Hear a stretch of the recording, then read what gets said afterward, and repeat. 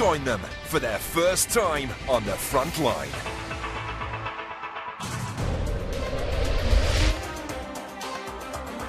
In the West Midlands, rookie paramedic Ben has already been saving lives.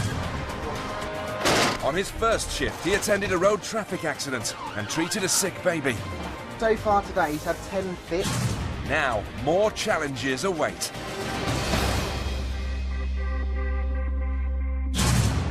Ben's wanted to be a paramedic since he joined St John Ambulance at an early age.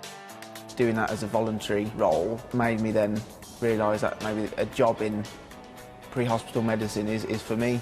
After school, he went to uni and graduated with a degree in paramedic science. Then he got a job with West Midlands Ambulance Service. Congratulations, you've passed everything. Well done, the job's yours. It's been 2 years in the making, a lot of hard work at university. It is such a really good feeling, there's a massive sense of achievement. Before going on duty, Ben completed a 6-week training programme, culminating in an intensive driving course. This is your responsibility, and if you're driving on emergency conditions, you don't want anything to go wrong. He was apprehensive about the prospects of racing to casualties for real. It's quite a daunting experience driving a 3.5-ton big van through, tight roads and busy, congested streets.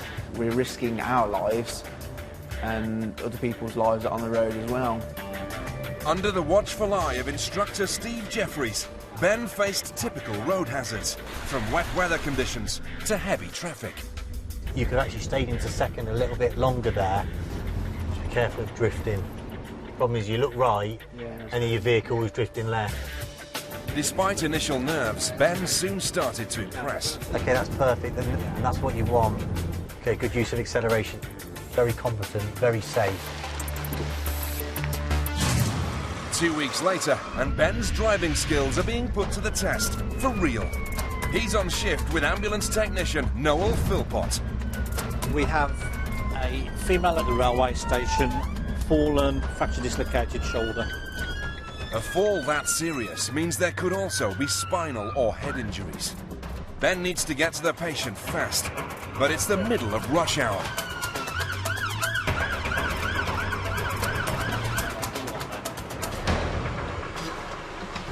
Because they have little information about the casualty, Ben and Noel empty the ambulance of all the kit they might need.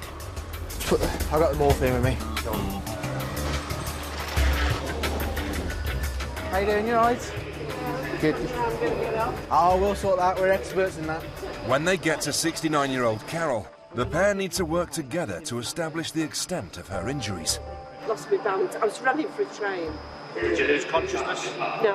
Remember everything that happened? Yes. And if you keep looking forwards for me. Just assessing the patient's spine, because obviously she's had a fall, she's bumped her head.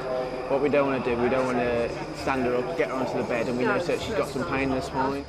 Carol's a keen walker and was heading out on a day trip with her friend Rita when the accident happened. We go walking on Mondays, 5 of us, and Carol, we were running for the train and Carol fell. We need to have a good look at it, and stripping you off in the middle of the platform. It's not dignified, is it? No. Carol's putting on a brave face, but Ben senses her injury is extremely painful. How bad's your pain at the moment? I feel sick. You feel sick. Would you like anything for the pain? Yes. Doing everything by the book, Ben needs to check Carol's blood pressure before he gives her strong painkillers. Don't let me see, because I hate needles. Oh, we won't. Well, you can look at me while Noel does it. Look at my ugly mush instead. He's quite handsome, really. Right and sleep, are you okay? Yeah, look at me. Carol's fear of needles means the pressure is on to hit the vein first time. And that's exactly what happens. This is now the morphine. So this will be the pain relief. So we'll give it nice and slowly to start with. Carol soon feels the benefit. Let me clear up my mess and then we'll get you onto the bed. 1, 2, 3. There we go. Now Carol's pain is under control, she can be moved to the ambulance for a full assessment. We'll have a look at your arm now. Okay, we'll see what we can find with that. The next challenge is to examine Carol's shoulder injury without causing further damage. We do all the movements. There we go.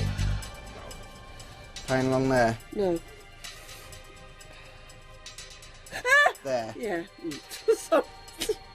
Okay, no problem. We'll leave you be with that, so we don't want to cause you any more pain.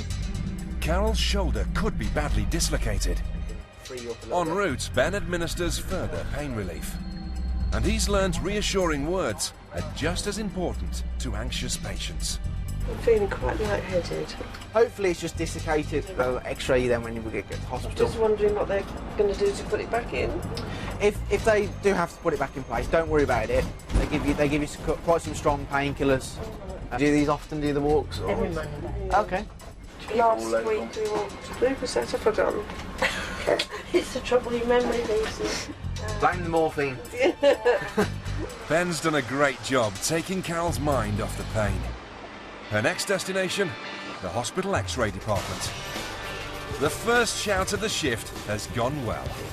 Ben's really good to work with, knowledgeable, really knowledgeable, and he's got a good rapport with the patients. We've joined the job to make a difference, and you know when we have made a difference, sort of go home feeling worthwhile, and you've done some good.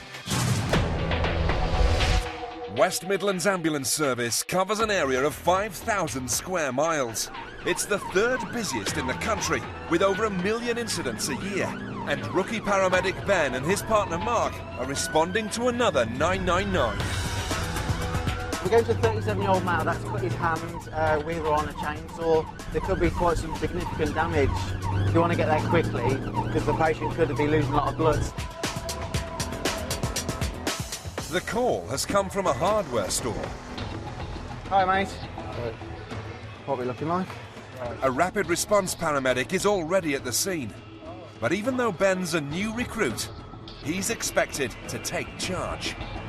Hi, mate. What's your name? Habib. All right. Ben needs to be briefed by his colleague. That So- dressing's on there. Fab. It's on there when we got there. Okay. He is, however, Hypotensive. Low blood pressure or hypertension can restrict the amount of blood flowing to a casualty's brain and vital organs. It could be caused by shock or serious blood loss. Do you feel lightheaded at all? I did faint. You did faint. Ben wants to find out how the accident happened before he examines the wound. Did you cut it in here, did you? no, he's No, going no, to it's in my garden. Okay. That was. I was chopping some trees. Habib tried to make his own way to A&E, but the 999 operator told his dad to stop the car immediately and wait for paramedics to arrive. They just happened to pull over at the local hardware store. No worries. Ben's learning never to take any incidents at face value. At the moment, okay. Yeah, can you wiggle them? Do you any numbness or anything? Ben needs to get Habib up and into the back of the ambulance so he can remove the bandage and assess the severity of the wound. But Habib's hypertension could cause him to collapse as soon as he stands up. Ben must be extremely careful when moving him. Can we get you to slowly sit up? Yeah. Okay, and if you start to feel dizzy or like you're about to pass out, let me know and we'll have a bit of a change of plan. Okay. Oh, okay. How you feeling? All right, so far. All right so far, yeah? The quicker you get him up and Yeah. Okay, we get you to stand up then, mate. We've got the bed right here. Have a bit of a walk. Sit down, mate. Good man. And pop your legs up. No, keep them on, keep them on. Yeah, we don't do the washing. All right. Habib seems to be stable. As soon as he's safely onto the ambulance, Ben will remove the bandage. And with the injury inflicted by a chainsaw, he's expecting the worst. Gonna have to have a look at it, mate, if that's all right, so we see how bad it is and then we'll decide what's the best place to send you to. All right. The extent of the injury will dictate the next course of action. Close your eyes if you want to, mate. It's a 6 centimetre deep gash. Habib's lucky not to have lost his thumb. But there's still a significant risk of nerve or tendon damage. We get some wet dressings, we'll just pack it and make a move. But does it feel numb or anything like that? Can you feel me touching? Yeah. Ben has a tough decision to make. He could either take Habib to the nearest A&E or give him pain relief and travel further to the Queen Elizabeth Hospital, one of the region's 3 major trauma centres. And normally we go to the closest hospital, which in this case would be Heartlands. But if he requires specialist treatment, we might as well go straight to the QE.